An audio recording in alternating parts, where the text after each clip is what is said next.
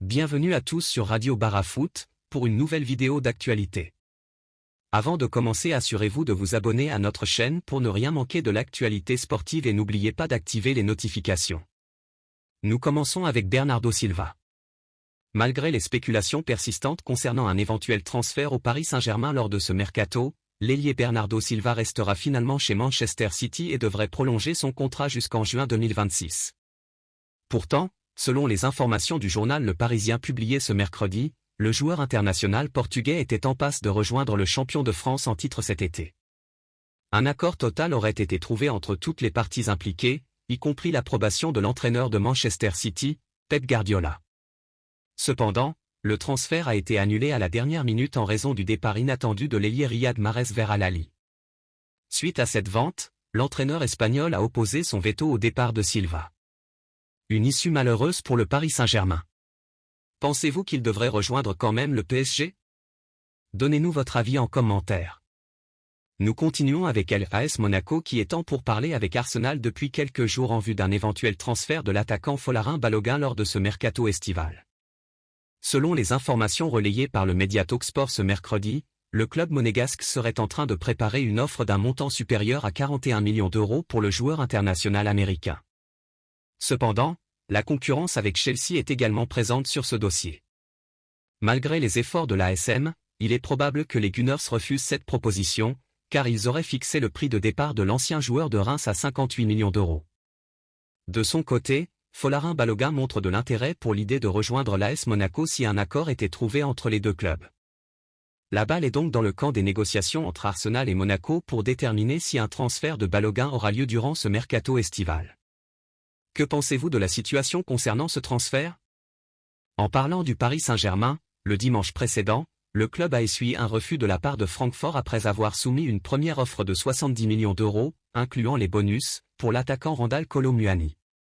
Selon les détails fournis par le quotidien L'Équipe ce mercredi, le club champion de France en titre n'a pas encore présenté une seconde proposition pour recruter le joueur international français. Cependant, il est rapporté que les responsables parisiens ont maintenu les lignes de communication ouvertes avec leurs homologues allemands dans le but de trouver la meilleure solution concernant cette transaction.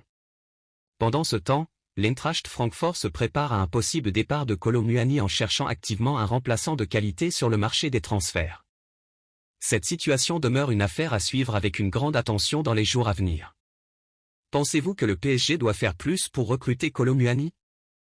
Donnez-nous vos avis en commentaire. Passons maintenant à Lamine Yamal, le jeune talent du FC Barcelone. La guerre fait rage entre l'Espagne et le Maroc pour convaincre le joueur de choisir leur équipe nationale. Ayant pris part à l'Euro U17 avec l'équipe nationale d'Espagne, où il a atteint les demi-finales avant de s'incliner face à la France, Lamine Yamal, 16 ans, pourrait franchir une nouvelle étape dans sa carrière. Le jeune ailier droit, qui a eu l'occasion de jouer seulement 3 fois avec l'équipe première du FC Barcelone pour un total de 106 minutes, pourrait être appelé à un niveau supérieur. Selon les informations de Mundo Deportivo, il se pourrait que Lamine Yamal soit inclus dans la prochaine liste de convocation de Luis de la Fuente, le sélectionneur de l'équipe nationale d'Espagne. Le quotidien espagnol rapporte avec confiance que l'adaptation du jeune joueur au sein de l'équipe dirigée par Xavi au cours des derniers mois a grandement impressionné le sélectionneur de la Roja. Ce dernier semble avoir une grande foi en les capacités de Lamine Yamal et pourrait ainsi le sélectionner pour les prochains matchs des éliminatoires de l'Euro 2024 contre la Géorgie, le 8 septembre, et Chypre, le 12 septembre. Une opportunité qui pourrait marquer une étape importante dans la carrière du jeune joueur. L'absence de Lamine Yamal dans la liste de la sélection espagnole U18, alors qu'il était initialement attendu, a suscité des spéculations et des interrogations de l'autre côté des Pyrénées. Cette situation est d'autant plus intrigante étant donné le statut particulier du jeune joueur. En plus de sa nationalité espagnole, Lamine Yamal reste éligible pour représenter la Guinée équatoriale ainsi que le Maroc, le pays de son père. Après la demi-finale historique de la dernière Coupe du Monde, les Lions de l'Atlas, l'équipe nationale marocaine, souhaitent capitaliser sur leur succès en tentant d'attirer Lamine Yamal, une pépite prometteuse. Rabi Takassa, scout pour la fédération marocaine, a exprimé la situation en déclarant au quotidien espagnol « Son père est marocain, sa mère est originaire de Guinée équatoriale et il est né en Espagne, il peut donc choisir entre 3 équipes. Finalement, il jouera là où il se sent le mieux, là où son cœur le guide. » À un moment clé de sa carrière, Lamine Yamal, qui a déjà évolué avec les sélections espagnoles U15 à U19, devra rapidement prendre une décision importante.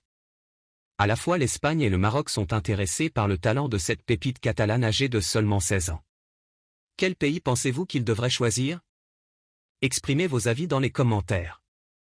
Enfin, en ce qui concerne Kylian Mbappé, le Real Madrid n'a toujours pas formulé d'offre officielle malgré les spéculations.